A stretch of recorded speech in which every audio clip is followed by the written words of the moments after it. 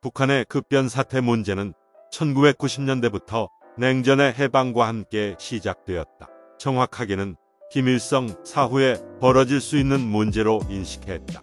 특히 김일성의 후계자로 당시 알려졌던 김정일이 나름대로 서구 유학파 출신이라는 점에서 개혁개방의 가능성을 염두에 두고 북한의 체제 변화에 대한 말이 나오던 시점이기도 했기 때문이다. 90년대 소련이 붕괴하고 동유럽의 공산권 국가들이 도미노 현상을 보였듯이 붕괴하면서 그 공산권의 모순으로 인한 패배는 동아시아에도 불어닥쳤던 게 사실이다.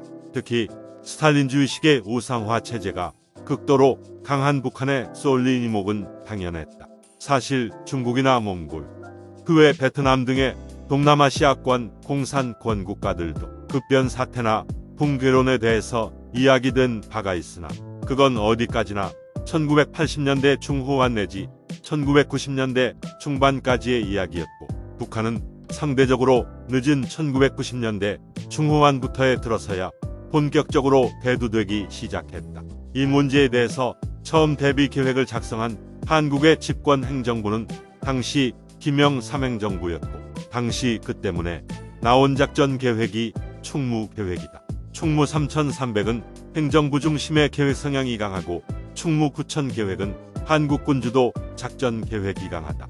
이는 충무 3300이 대량 탈북과 같은 문제에 대한 실질적인 행정 서비스 제공 같은 식의 대응 성격을 띈다면 충무 9000의 경우에는 북진하여 북한군의 무장 해제와 WMD 통제 및 치안 유지 작전 수행을 주도로 하여 통일부가 북한의 임시행정기구 역할을 수행할 수 있도록 하는 형태의 전시작전 계획 예방전쟁 성격과 유사한 성격을 띠기 때문이다.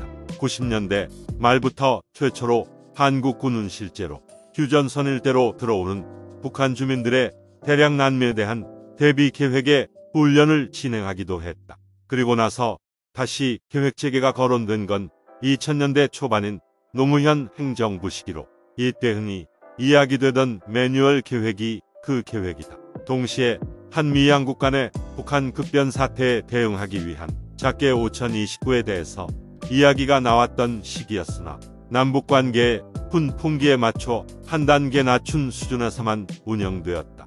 2000년대 후반에 들어서 이명박 행정부 시기에 개념계획 5029가 작계 5029로 정식 계획화됨으로써 북한의 급변 사태에 대한 대비를 한미양국이 주도하는 형태로 둠과 동시에 충무계획을 전임 행정부들과 마찬가지로 존속 유지시켰다. 2015년에 들어서 박근혜 행정부 때 기존의 작계 5027 등의 총괄적인 계획들을 통합한 통합계획인 작계 5015를 통해서 급변 사태에 대한 대비 문제를 포함하여 준비 중에 있으며 한국의 독자적인 계획으로는 충무 3300과 9000 계획이 그대로 존속 유지되어 있다. 이처럼 90년대부터 북한에 대한 체제 붕괴는 끊임없이 제기되어 왔던 게 사실이고 실제로 북한의 체제는 끊임없이 붕괴되어서 기존 체제 자체가 흔들리고 있는 상황이다. 정확히 말하자면 90년대 처음 제기되었던 건 김정일이 서구식 교육을 받았기 때문에 개혁개방을 이끌 가능성이 있다고 평가하는 입장이 강했었다. 하지만 그 평가와는 반대로 더욱 철저하고 확고한 독재 체제를 구축하였고 김정일 사후에 재차 제기되고 있는 체제 붕괴로 인한 급변 사태에 대해서는 김정은의 과격 행보에 대한 정치적 해석으로 분석되고 있다. 한편 2011년 이후에도 붕괴 가능성에 대한 주장이 계속 나오기도 했다. 하지만 어떻게 될지는 알 수 없다.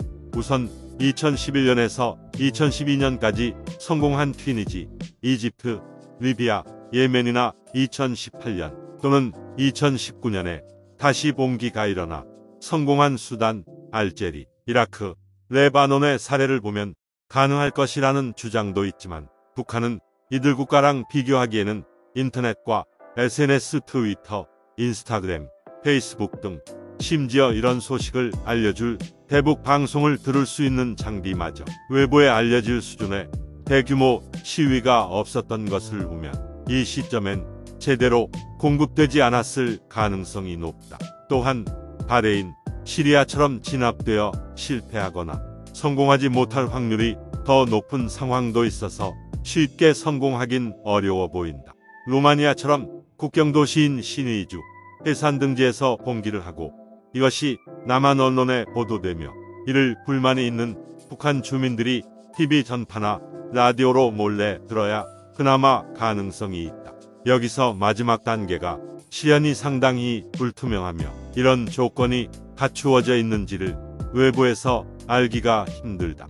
다만 2020년 12월에 반동 사상문화 배격법이 이를 막는 내용이 아닌가 하고 추정될 뿐이다. 구독자 여러분, 오늘은 여기까지입니다. 이 영상이 마음에 드셨다면 구독과 좋아요 꼭 눌러주시면 감사하겠습니다. 다음 영상에서 만나요.